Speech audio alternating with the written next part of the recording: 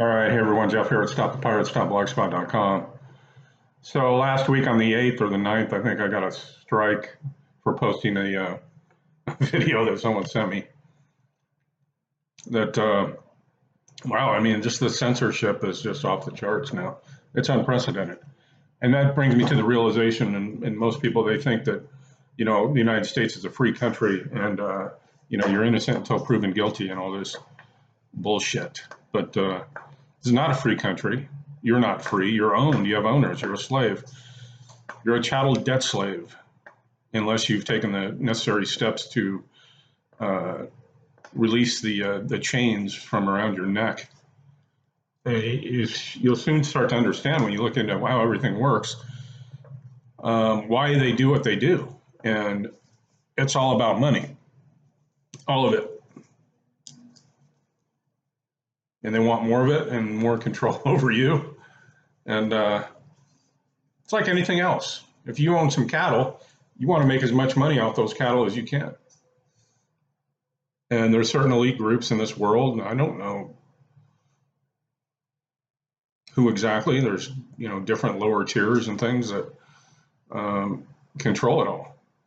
And it's hard to suss out who exactly is at the top of the pyramid, but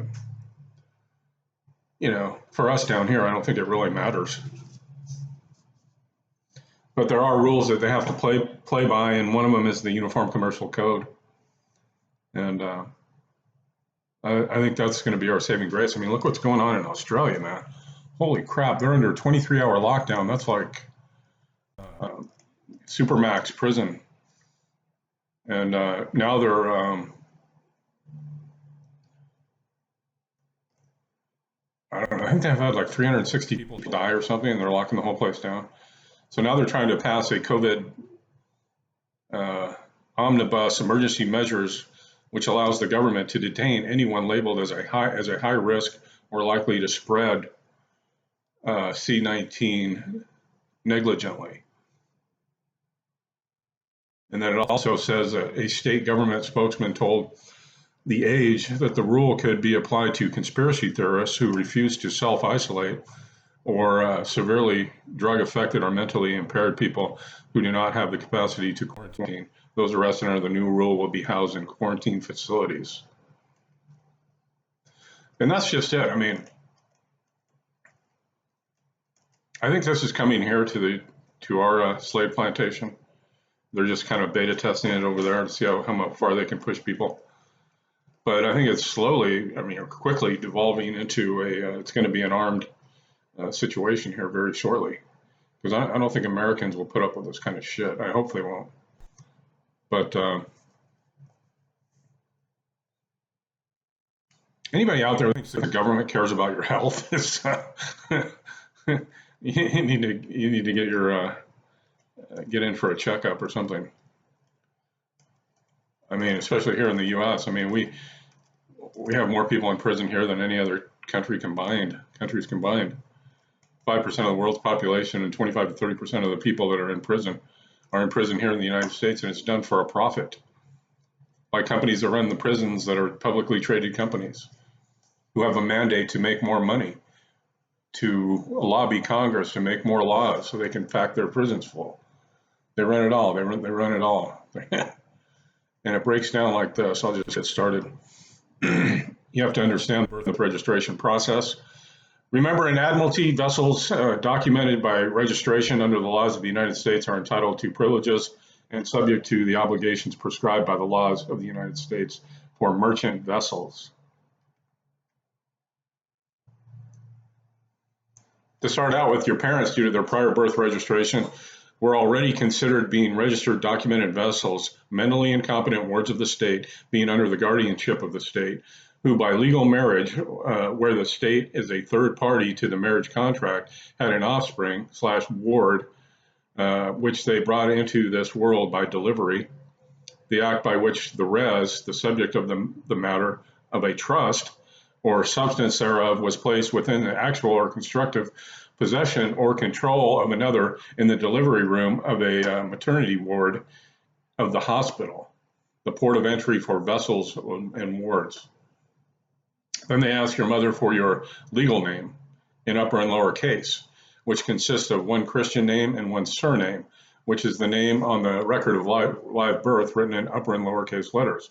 What your mother was not told is that she delivered you to an agent, a licensed doctor of the state, in a federally funded hospital, an act by which the res, the subject matter of the trust or substance thereof, was placed within the actual or constructive possession or control of another, which is the state, for which in equity they created a certificate of live birth with the all capital letters and recorded that warehouse receipt in the commercial registry as cargo under transportation.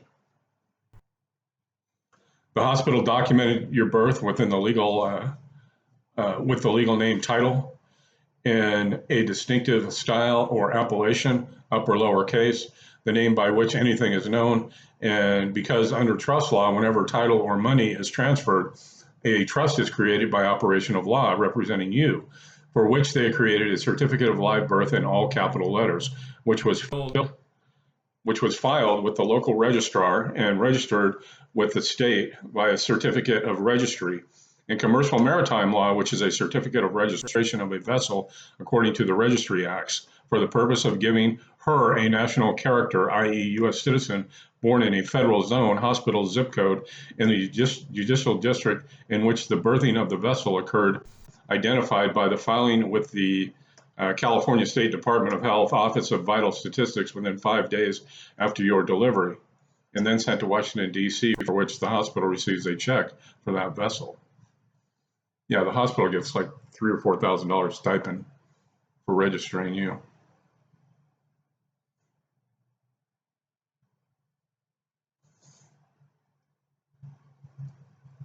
You know, nobody knows this. Nobody that I ever talked to has this.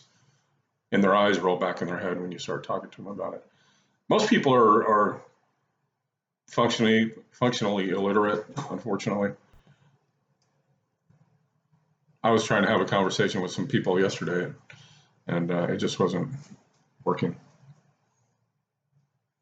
Like, I'm talking about real stuff here that's going on in your life right now that pertains to your future. You know, you should want to learn about it.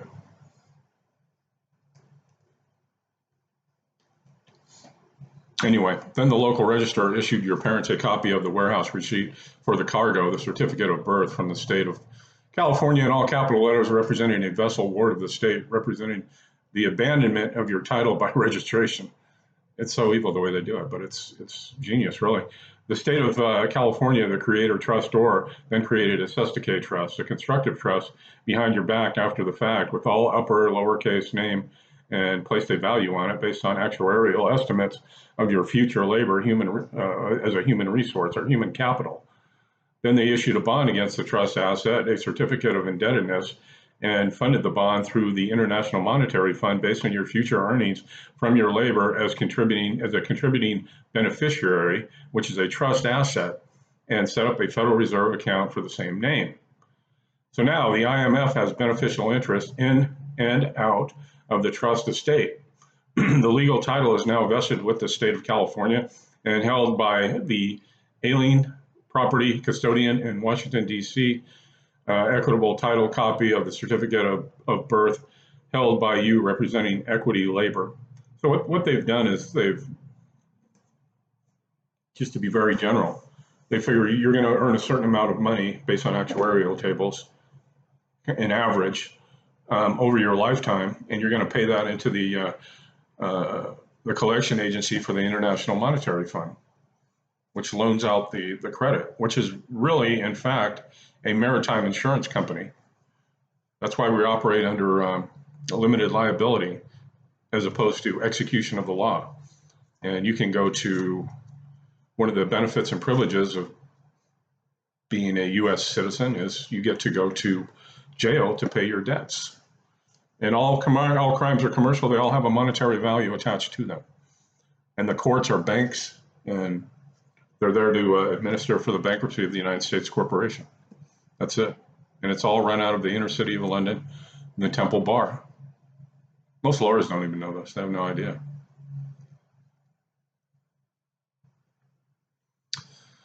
So now the IMF has a beneficial interest in and out of the trust estate. The legal title is now vested with the state of California. Now I already went over it. The governor acting as the managing fiduciary trustee, the Secretary of State registrar acting as a fiduciary trustee until you turn of legal age, and you acting as fiduciary trustee for the trust with duties and obligations once you turn of legal age, the Secretary of the Treasury in charge of the Federal Reserve account. Once you turn 18, you're supposed to be able to go and get your trust back, but nobody ever does because you have no awareness of it. And it's just a simple filing of a UCC1 financing statement, some other documents. And it's not illegal to do, it's perfectly legal. Everybody does it, millions of people have done it. But everybody's too frickin' scared. If there was ever a time that I would want to do something like this, I would do it now. So that Ward vessel is now a vessel of the United States, documented by registration under the laws of the United States and subject to its laws and jurisdiction. And the title goes to the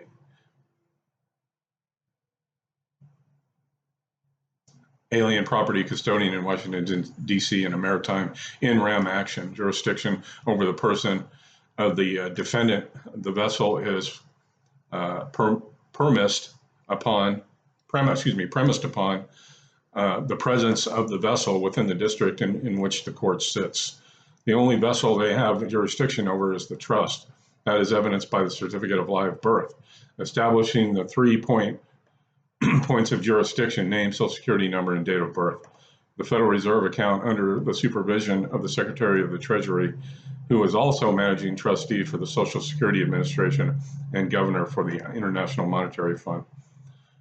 Up until you turn legal age to work, a deputy registrar on behalf of the Registrar Secretary of State or the Registrar Secretary of State, whichever signed the certificate of live birth, has been the fiduciary trustee for that trust created behind your back and securitized, where the government owns it in part and you own it in part, meaning the registrar had the fiduciary duty and obligation for that trust up until you started your first job. That is why the state can take the child away from the parents, because it is the duty and obligation of the fiduciary trustee as guardian to look after the ward and make sure he or she is taken care of properly. Yeah, that's why you're a parent. You're a pair that rents the child, because it's the government's child. You signed it over, the mother, using her maiden name, signed it over to the state. Isn't that tricky how they do that on the birth certificate? Even though your mother was married, she has to use her maiden name, which means you were born like a bastard child, and she was a pauper, and without funds or any means of taking care of you or the baby or herself, handed it over to the state to take care of.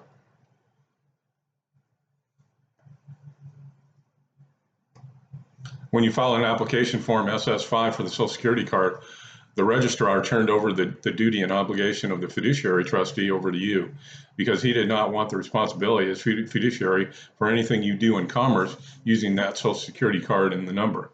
You then became a contributing beneficiary and fiduciary trustee for that trust, with the duties and obligations for filing and paying the licensing taxes, registration taxes, and taxes on profits, gains, and income generated for the trust once it starts to operate in commerce with the Social Security card number on all commercial transaction.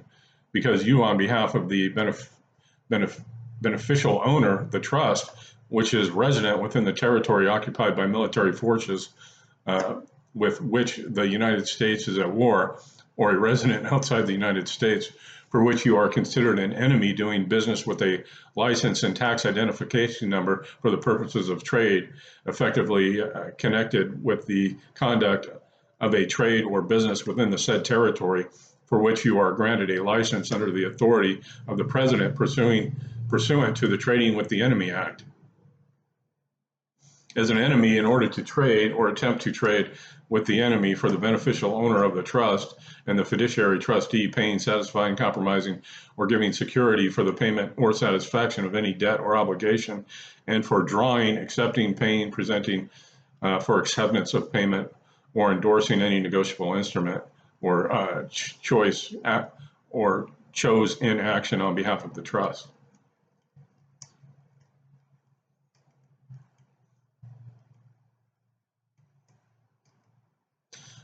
I don't know. So what's going on right now with this scamdemic is there needs to be a new deal, just like in 33, and they're going into like a surveillance economy, you know, where you're going to have a microchip implant or some sort of implant. They're going to track and trace you every move, tell you what to do, where to go, where you can't go, and like I've said before, you're actually worth more dead than alive, because all of these trusts that they've created in your name, and they're still the trustees of this trust, are insured, and that's what they're doing right now. They want to kill a bunch of people off and collect the insurance money.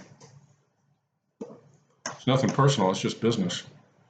Anyway, I'll leave it there. Go to stopthepirates.blogspot.com. Thanks.